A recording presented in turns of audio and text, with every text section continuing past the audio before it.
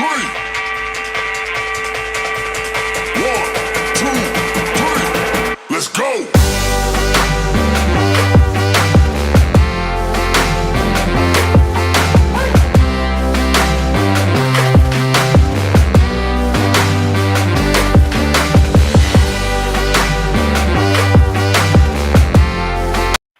Everybody, welcome to a special Monday night edition of Teaching Crypto. And no, it's not Monday Night Football. It's MrFOMO and AZcrypto. Please hit that like, please hit that subscribe button, bell notification, share our show. I know always super chats are available. No, we weren't running from anyone this morning, MrFOMO. You know, life sometimes gets in the way. But luckily, since Bitcoin took a dip down to the low 27s, a bit of a brief recovery here back to 27.6.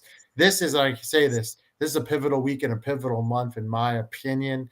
And we haven't taken 28 yet, and I'm still waiting for it. I know there's been a lot of crazy things happening all over the world, but the results are what they are. And right now, there have not been enough buyers at 28 to propel us through. Yeah, you're right. And it was good to see, however that bad that was, it was good to see us bounce there at the low 27.2, I think we bounced at. And so to see us bounce at that level was definitely a good thing, because we have always talked, or at least for the last couple of weeks, we've been talking about how we have a strong level down at that point. And if we had fallen through that, we turn that into resistance again, and we're in a little bit of trouble. And we talked a little bit about before the show, way before we got on the air, we were talking about how the world is kind of a crazy place now, and there's a lot of people not sure about their investments, not a lot of liquidity out there for, retail investors. And so we were starting to wonder, is Uptober still on? And so it's good to see us bounce at that level, because it still means that we have a chance. But the further we get and the uglier it gets across the world, the less chance that we have, and people should be cognizant. I'm still optimistic, but again, you're talking about someone that was dead wrong in August. So, my predictions have to come true before I give myself the next pat on the back.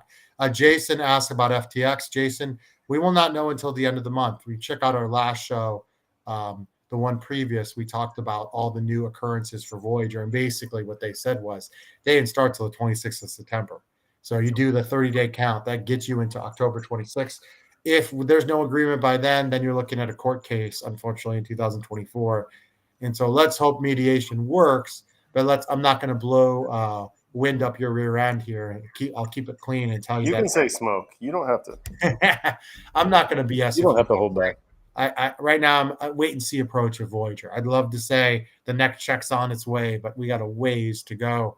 MrFOMO, speaking of money and borrowing money, I was just interested today. I looked at it and I said, okay, whatever is available on the exchanges, I'm not talking about all tokens, what was the number one mover of the day? And it was something that I had briefly heard of, but not a ton. And it's up 20% today, and it's actually up over 80% this month. And I think it's interesting that some of these tokens pop up. And this is called Liquidity. And basically what this is you can get a loan for 0% interest by putting up your ETH. Okay. Now, a lot of questions about this, but the one thing that's kind of interesting is this, MrFOMO, it's already now available on regular Coinbase, which is interesting to me. I think that's going to be more important than people want to get, in the crypto community want to admit, because there are going to be a lot of new people coming in 2024. And if they can get it on Coinbase, they're just going to buy it versus going through and getting a private wallet. Not everyone's going to be ready for that right off the bat.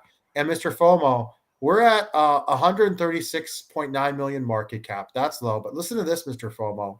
The circulating supply, which is 94%, is only 93.7 million. Now, that's not an e-gold.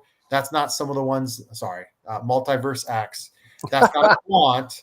But it's interesting, right?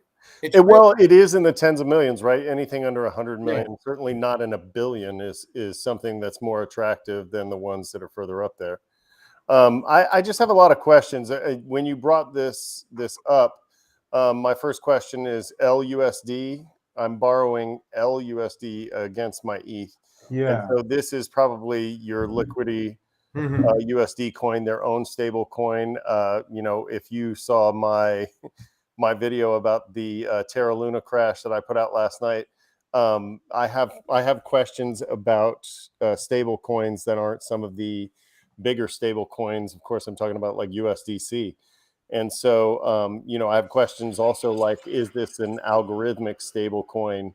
There are a lot of problems with those if, just when you're talking about Terra Luna. And then when you consider that you are giving your ETH to somebody to hang on to, I want to know who this is. I want to know, the background on this company. I want to know what, looks like we lost them there for a little bit. But for me, I want to know, a lot more about this liquidity company before I would borrow, especially LUSD. I would want something a little bit more, a little bit more known like USDC. And so I could say that I would take a flyer on something like that, knowing that it's further down the list, knowing that it's on Coinbase, especially when it first popped on Coinbase, I would have taken a flyer on it just to catch that Coinbase pump. And what AZ was talking about is real. The Coinbase pump is something that actually exists. And when coins find their way onto Coinbase, they do usually find a way to make a little positive action.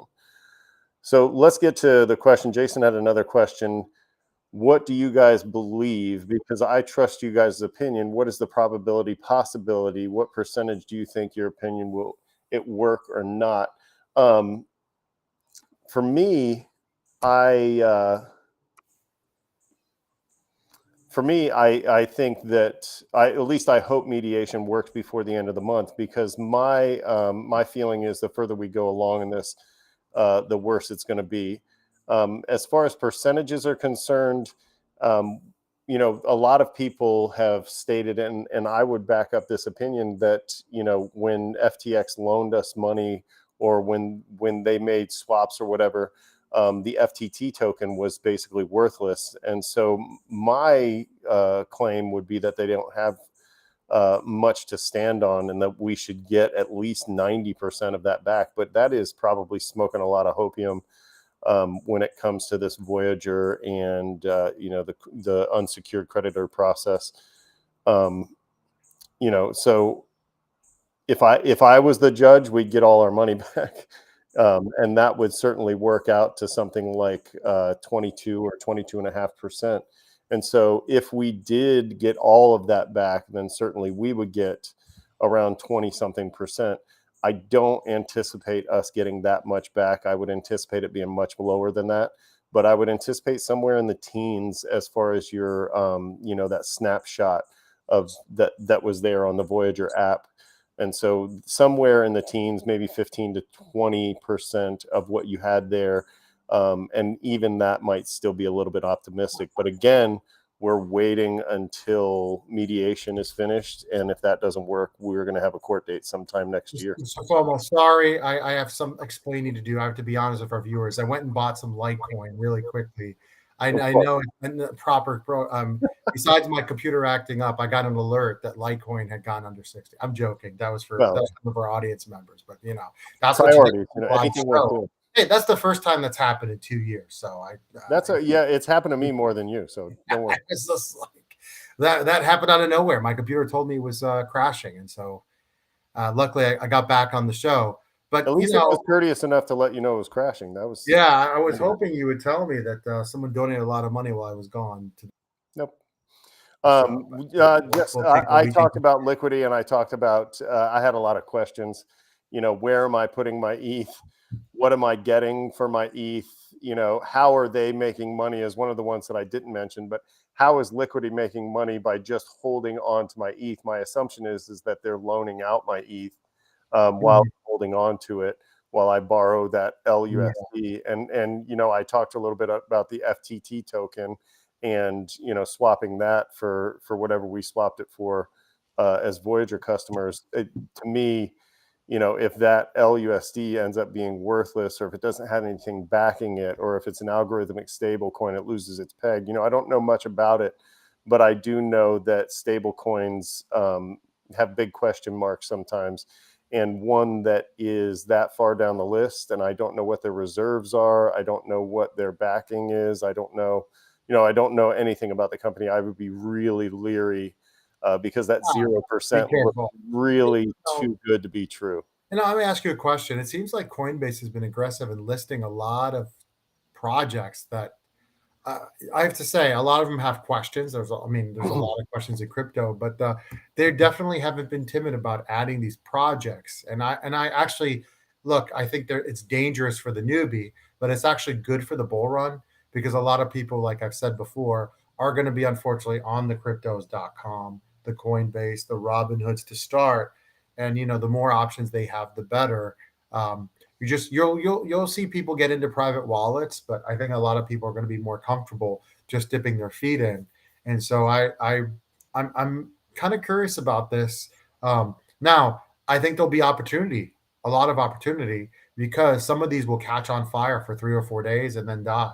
So if you can kind of catch the momentum and be willing to take quick profits, you get a 2x within 24, 48 hours of some of these short projects here.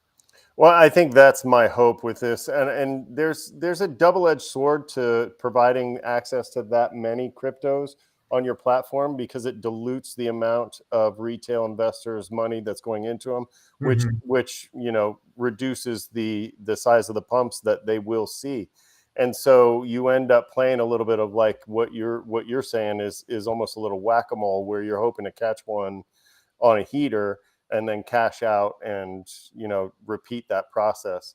And so it is a little bit of a double-edged sword, but I would say that Coinbase, as far as investing, if I were going to invest in Coinbase stock, this is really good news, because they are grabbing more and more of the US market share in crypto, right? And so as an investor in Coinbase, I'd be really happy with that. And as an investor that buys on Coinbase, it also makes me happy to see that I have access to more of those. So one thing I want to talk about is, Fidelity. It came out today that they're actually long term. They think that Bitcoin is something that, and they already offer Bitcoin. Now it's not your own wallet, but they talked about today that they think Bitcoin is going to be a big part of the future, and they did call it the number one digital asset. Now how many are there that people really trust? But like slowly, you're seeing the narrative kind of change as we get closer and closer to the halving. I've been following this. If you really pay attention and you block out all the noise of the people that have been screaming since, we really hit rock bottom with FTX and 15K, the sentiment is slowly turning positive. And yes, it would really help if they came out and cut rates in February, like you've talked about. But I really am still, I know some people now are like, are we really going to have a bull run next year? That's the new question. And I say, yeah. I say for right now, don't get carried away with the negative. It is only October 9th here. And yes, I want to see us take over 28K and hold. And we've been rejected a couple of times, but it's too early to give up on October. And I've always thought that this hot streak we were going to hit was going to go in close to Thanksgiving. And then right before Thanksgiving, slowly start to decline. And then December, not so great. January, not so great. And then, pump back up in February. Now, my timeline is never going to be 100% accurate, but I would hold off on the short-term bad perspective. And definitely, a lot of people are still calling for a recession. Quite frankly, people have been calling for a recession now for almost 18 months. I'm not saying it's not going to happen, but the longer it takes, I think the less of a heavy recession you're going to see if you do see one. I personally don't think we're going to see one because of the jobs. And I think the economy is slowly building itself back up. It's a slow crawl, and it is election year next year. So you're going to see prices go down. It's just the way it goes narrative wise. So, we might have a recession sometime in the next 6 years, but I don't anticipate it in the next 12 months. And I think we'll be okay with a bull run coming up. And I'm still, a lot of people on their shows are like, is October over? It's too early. I think in crypto, we tend to overreact. Yeah, August was bad, but September wasn't really bad historically. And so October, we started out hot. right? Right to 28, and now we've dipped, and it's October 9th, and it's time to move, right? But I think it's too early to say, oh, October's over. It was a horrible month. Now we did see some of the alts today, like Chainlink took a bit of a bump, down 5%. But who knows? Opportunity knocking. It might be, if you believe that Bitcoin is going to go above 30K like we do, entertainment purposes only, of course, not financial advice. Picking up Chainlink at 727, it's hopefully seeing it go back above 8. Nice little profit there. So it's hard right now. It really is, because to be frank, I think we both thought the alts would do a little bit better, even though it's not a full bull run. But it's been tough. It really has with the alts. Yeah, I still do believe that the Fed will cut rates at the beginning of the year. I think that is just around the corner. I think they're going to start easing a lot of the stuff that they're going to do, and you may see them flatline on it very soon. Time will tell on that. But the important thing to remember is that the Federal Reserve, is not really connected to the government, right? They're about as Federal Express. So when they set prices, it's sort of on their own. It's not in conjunction with any political party or with the government at all. They do what they need to do, or what they feel they need to do. Well, my thing was, and so I think I not necessarily that's what you were talking about, but I think that politicians more will do things that will benefit them down the road, and I think that they will find ways to ease prices on things like gas. I think you'll see gas prices go down by next November for sure. Stuff like that. I think you'll see some positive economic news, whether it's true or not, come out in the media, and that helps. So right, and we talked about that before the show. We talked about the reasons why the last bull run was so great, because a lot of people are at home. They're looking for ways to invest the extra cash they had on hand. So, and as we go into this next bull run, you don't really have that recipe for explosiveness the way you did the last time. Now, I'm not discounting. So wait, Mr. FOMO, for our viewers, are you cheering for a new pandemic? Is that what we should change the topic? Just kidding, guys. I'm Bill Burr. I'm pro swine flu. Yeah. No. I just think that people should temper their expectations for the next bull run.